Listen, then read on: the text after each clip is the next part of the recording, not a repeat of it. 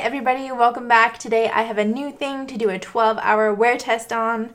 Today I'm going to be testing out the Clinique Beyond Perfecting Foundation and Concealer 2-in-1 thing. It retails for 37 Canadian dollars and you get 1 fluid ounce. This is a 0.2 fluid ounce sample, making it worth about $7.40. And the sample packaging is actually really nice. I feel like it's exactly a miniature of the full size.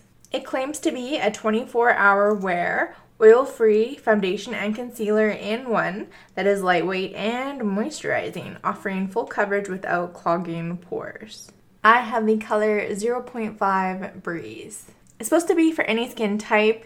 Now the shade range is really disappointing. They offer about 27 shades, but almost all of them are like medium or light.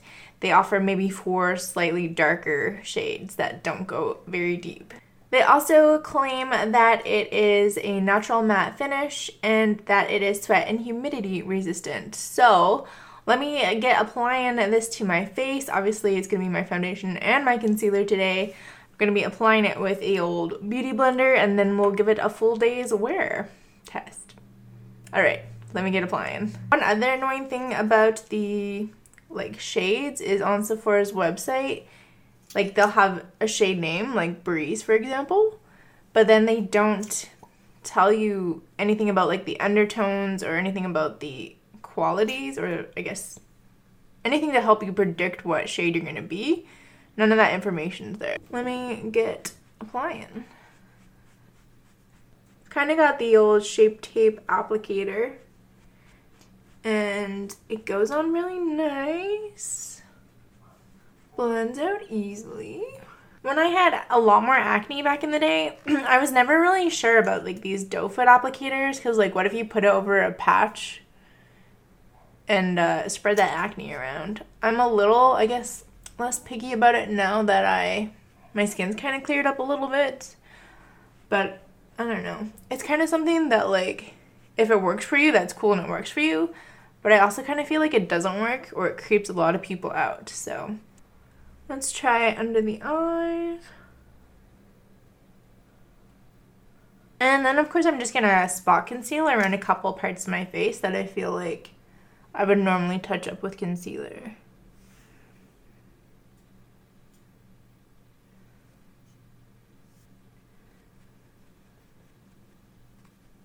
Alright, and there it is on. I think it is a medium or full coverage. I think the shade match is really good for my skin tone. I like the way it applied. It went on really smoothly and it was really easy to blend out. I am not wearing a primer or anything today. I just moisturized, let my moisturize sink in for a good while. And it really has a nice kind of inner glow type look to the skin. I wouldn't say it's especially matte. I would call it more like a natural finish.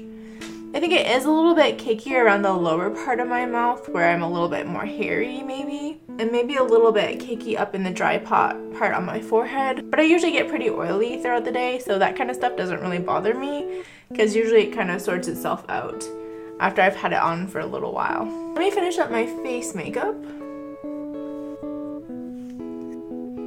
And I'm going to powder. To powder, I'm going to use my Lise Watier Teint Velour in Universal. I'll also say that I really like the coverage all over my face, but it didn't do me any favors under my eyes. Personally, that doesn't really bother me. I'm kind of just used to it. But if it did bother you, I don't think it's a perfect all-in-one solution. Let me do a little bit of highlighting. And I'm gonna throw on some lips. Alright, so there's not too much else to say at this point. I'm gonna pop over to natural light and let you take a look at it with just natural light, and then we're test it for the next 12 hours. So here we go.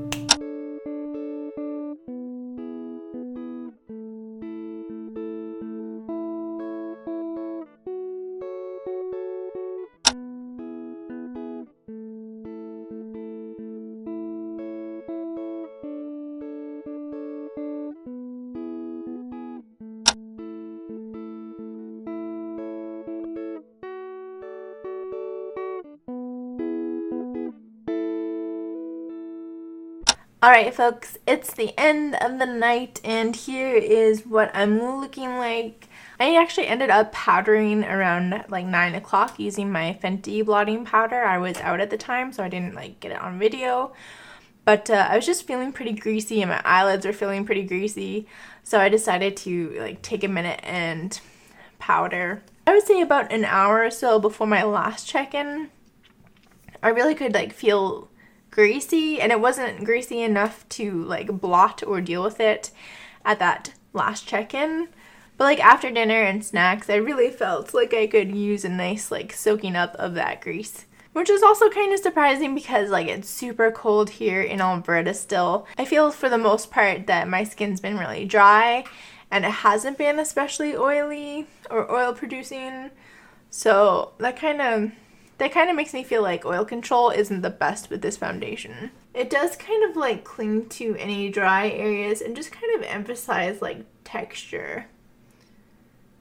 I don't think it's like hugely noticeable, but I also don't think it just like kind of blends into your skin and looks like skin. I think it's got more of almost a powdery finish. Maybe wore off a little bit on this side where I was like touching my face a lot today, kind of resting my hand there. What would I rate this Beyond Perfecting 2-in-1 concealer foundation? I think overall as a foundation concealer, it's got a nice amount of coverage. It's kind of a strange foundation where I feel like it would be too dry and like powdery feeling for dry skin, but it's not quite oil controlling enough for oily skin. So I think maybe it would be best if you have normal combo skin. And if you really love the idea of using a concealer and foundation in one. Although really you could use a foundation, like any foundation, as a concealer. Application was like a breeze.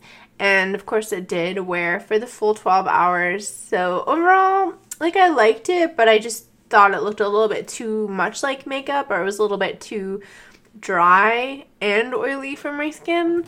So I wasn't like super impressed with it. It's definitely not something that I would go out and buy the full size of. So I'm going to give this foundation a 2.5 out of 5. Just kind of like an average. It's really expensive for the price. And I think Clinique could definitely do a better job with that shade range. I didn't hate it. I would use it again, but I definitely wouldn't go out and repurchase a full one. And I wasn't crazy about it at all as an under eye concealer in terms of like covering up the blueness down there. And it like, it's not emphasizing the texture down under my eyes, but it's also not like doing me any huge favors either. Would I recommend it? Honestly, I don't think I really would recommend it. I think there's definitely like better stuff out there that you can get for either a lot cheaper or you can get around that same price point that wear a lot nicer. If you have any thoughts on this 2-in-1 product, definitely leave your comments down below. Make sure you subscribe to my channel for more beauty videos like this. I post new videos 3 times a week. A huge shout out to my patrons who help bring these videos to you guys. I really appreciate your support. A huge shout out to you for, of course, watching, and I will see you all in my next beauty video. Bye for now.